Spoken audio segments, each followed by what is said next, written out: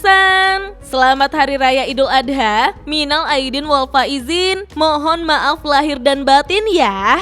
Yuk kita langsung saja lanjut ke solo leveling episode 24. Ketika gate berukuran kecil ditemukan di dalam sebuah ruang kesenian yang sudah terbengkalai, mereka pun mengira jika gate tersebut baru muncul. Ternyata itu adalah sebuah dungeon brick. Satu persatu orc mulai keluar dari gate dan membunuh manusia yang mereka temui di gedung sekolah. Jin-ah dan Han Sung-yi bersama teman-temannya yang masih terjebak di dalam sekolah berhasil ditemukan oleh monster orc. Apakah Jin-ah dan Han Sung-yi berhasil selamat dari incaran monster orc, Minasan? Sebelum saya lanjut, jangan lupa like, komen, dan subscribe ya. Oh iya, siapa tahu ada yang ingin berdonasi? Silakan klik link Saweria yang ada di deskripsi ya.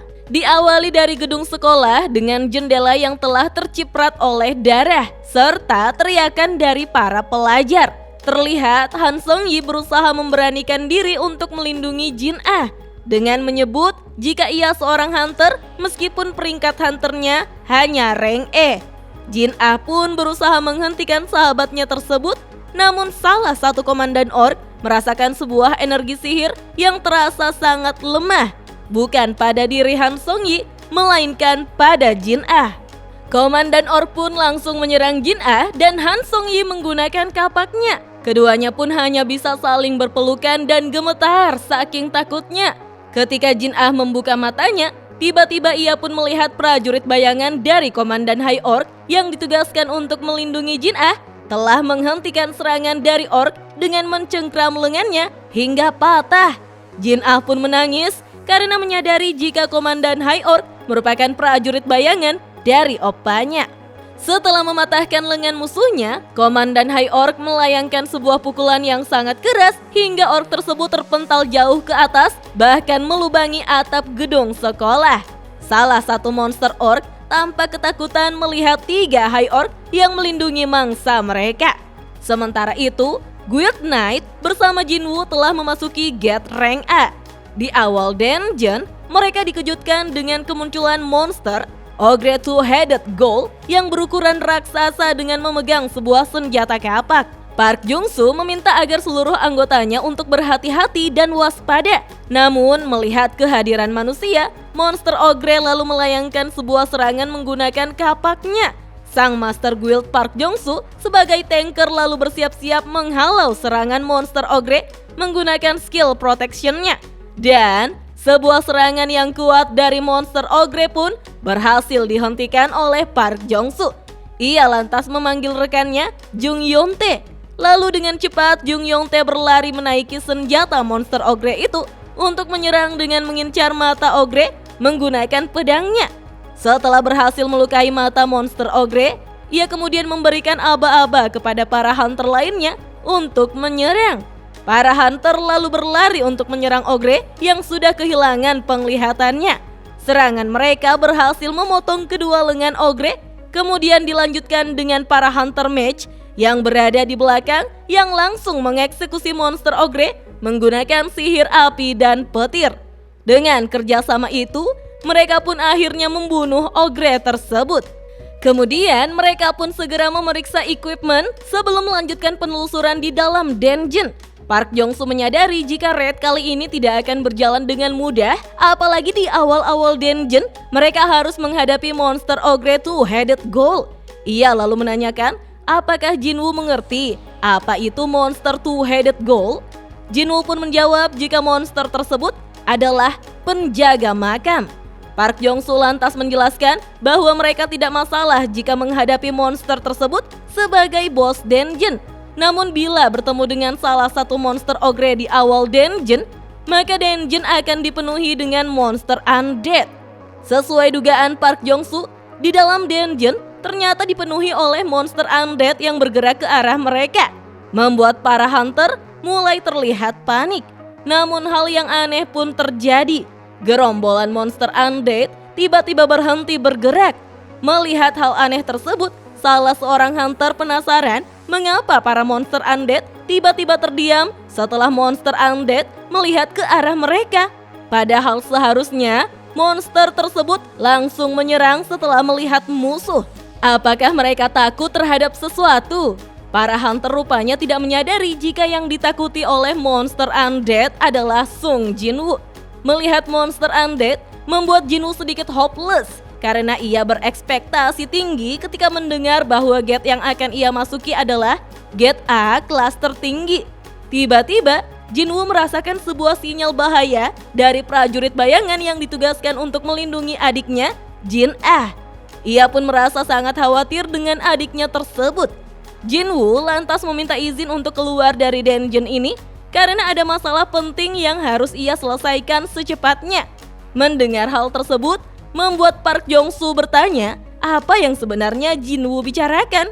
Karena jika ia pergi meninggalkan mereka di sini, maka seluruh Hunter Guild Knights akan berada dalam bahaya. Mendengar ucapan dari Park Jong-soo membuat Jinwoo sedikit bimbang. Ia lantas memberikan opsi lain, yaitu ia akan meninggalkan seseorang yang akan menggantikannya di sini, di mana dia akan menangani semua masalah yang ada di dalam dungeon ini.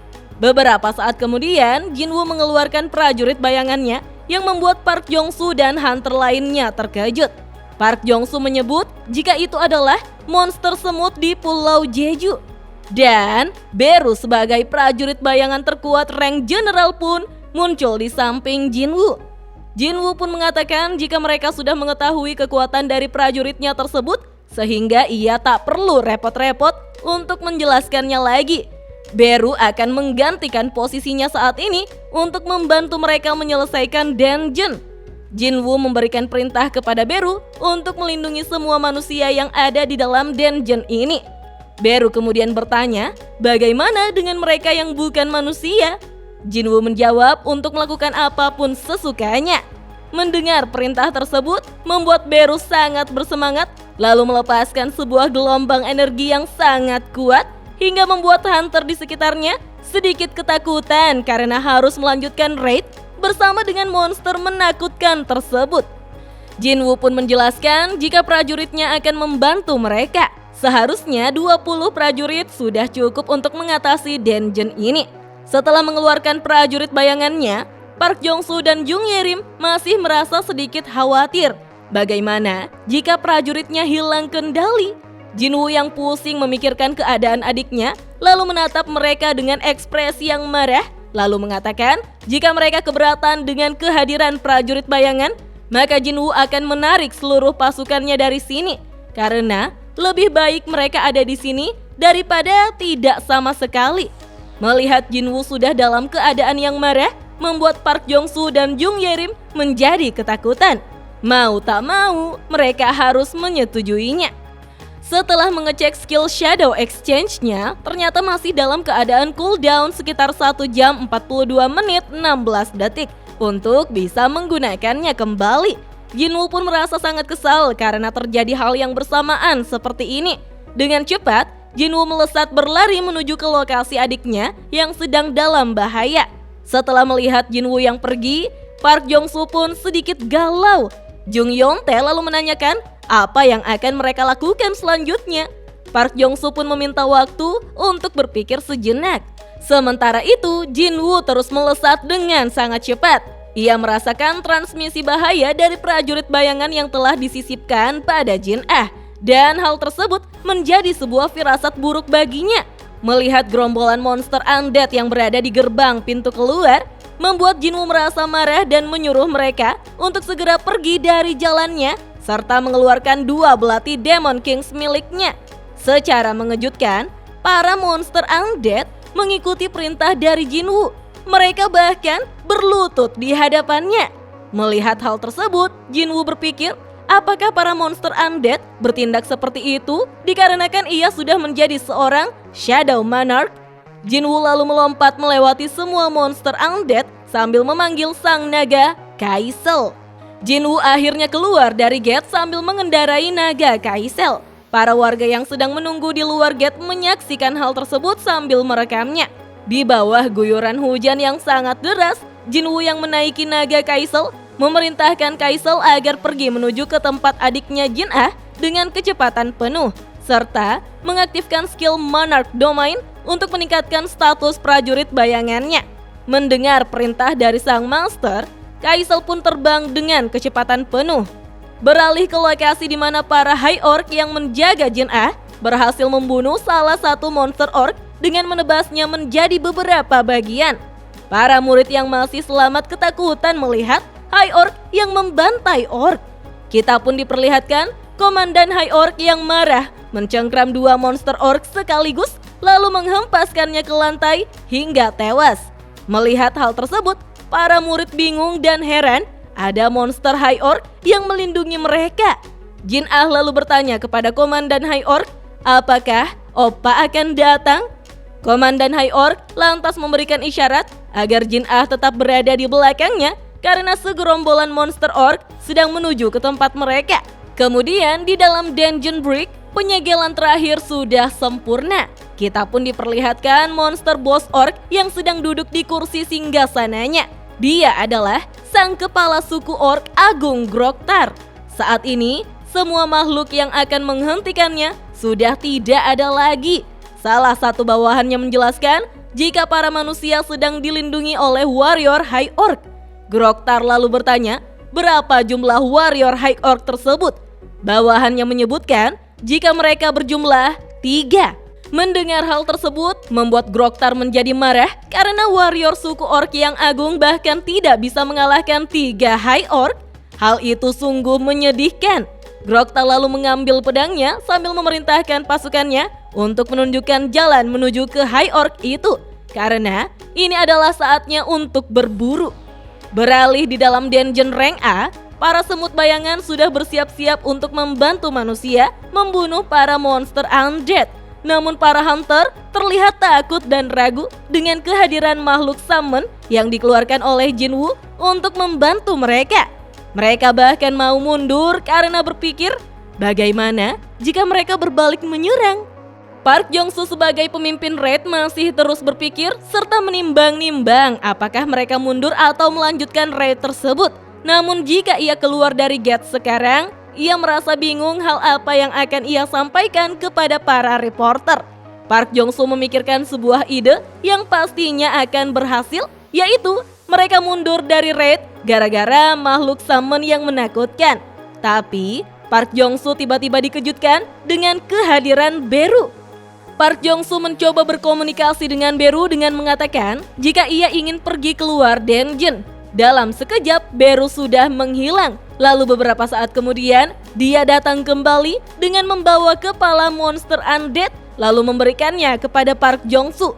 Membuat Park Jong-soo ketakutan sampai terduduk di lantai. Beru lalu memerintahkan prajurit semutnya untuk menuju ke ruangan boss dungeon tersebut. Para anggota kemudian mendekati Park Jong-soo sambil menanyakan keadaannya. Mereka pun melihat sebuah kepala monster yang diberikan kepada Beru. Ternyata itu adalah kepala dari monster Death Knight yang berhasil dikalahkan dengan mudahnya oleh Beru. Melihat hal tersebut, Park Jong-soo tidak menyangka jika makhluk yang disummon oleh Jinwoo sangatlah kuat. Ia mulai berpikir bahwa akan mendapatkan banyak keuntungan dari monster tingkat tinggi tersebut sehingga sekarang dia tidak akan mundur lagi dari dungeon itu. Para hunter kemudian meninggalkan Park Jong-soo. Mereka berjalan mengikuti prajurit bayangan yang dipimpin oleh Beru. Jung Yontae pun menegur masternya yang masih bengong agar cepat berjalan bersama mereka. Di waktu yang sama, akhirnya Groktar bertemu dengan 3 High Orc. Lalu para monster orc yang berada di sana berteriak menyebutkan nama pemimpin mereka. Groktar, Groktar, Groktar. Sang orc Groktar lalu menjelaskan bahwa tatonya melambangkan kemenangan dari orc serta bukti dari jumlah pertarungan dan yang dibunuh oleh sang orc selama ini. Groktar menyebut jika para High Orc juga sudah banyak membunuh mangsanya, tapi mereka belum sepadan dengan dirinya, serta menyuruh High Orc agar bisa membuatnya senang.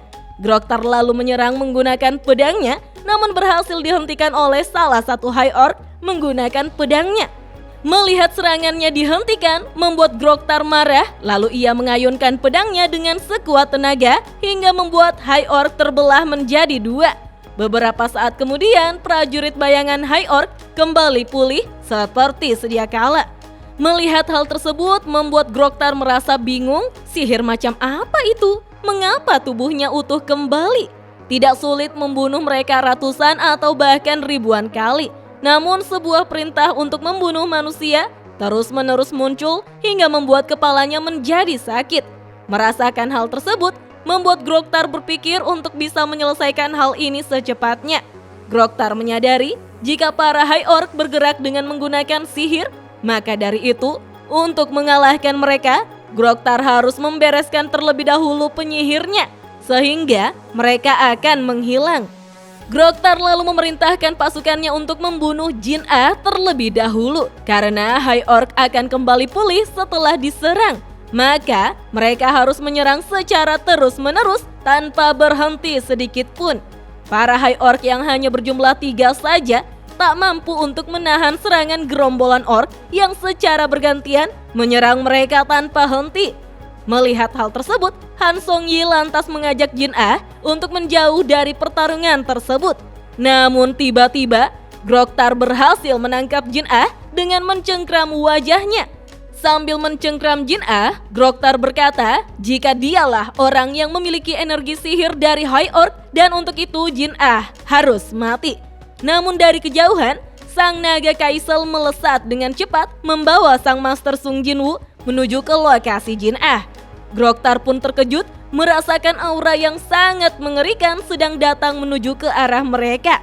Tanpa sadar, ia lalu melepaskan Jin-Ah dengan tubuh yang gemetaran. Kita pun diperlihatkan Kaisel terus mendekat, sementara Han Song-yi segera membantu Jin-Ah yang terluka. Aura kemarahan dari Jinwoo membuat Groktar dan seluruh pasukannya menjadi ketakutan karena merasakan sesuatu yang mengerikan datang untuk menghabisi mereka.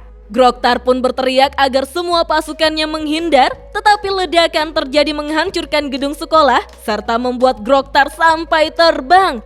Jin-Ah yang terbatuk-batuk lalu terkejut dengan tangan yang ia kenali telah memegang kepalanya untuk menenangkannya. Jinwoo mengatakan dengan tenang bahwa sekarang semuanya baik-baik saja. Dari kepulan asap, Groktar melihat sosok manusia yang datang dengan menunggangi seekor naga untuk menyelamatkan wanita yang ingin ia bunuh sebelumnya. Aura yang meluap-luap dari Jinwoo membuat Groktar ketakutan. Groktar lalu memperkenalkan dirinya sebagai kepala suku Red Blood. Dengan penuh amarah, Jinwoo menunjuk Groktar. Ia menyuruhnya untuk menutup mulutnya dan menunggu gilirannya menerima ganjaran atas perbuatannya kepada adiknya. Wah, Jinwoo sangat mengerikan ketika marah ya minasan. Tentu saja dia tidak akan memaafkan monster tersebut. Bagaimanakah hasil dari pertarungan mereka? Penasaran kan? Tonton terus video selanjutnya ya. Dah.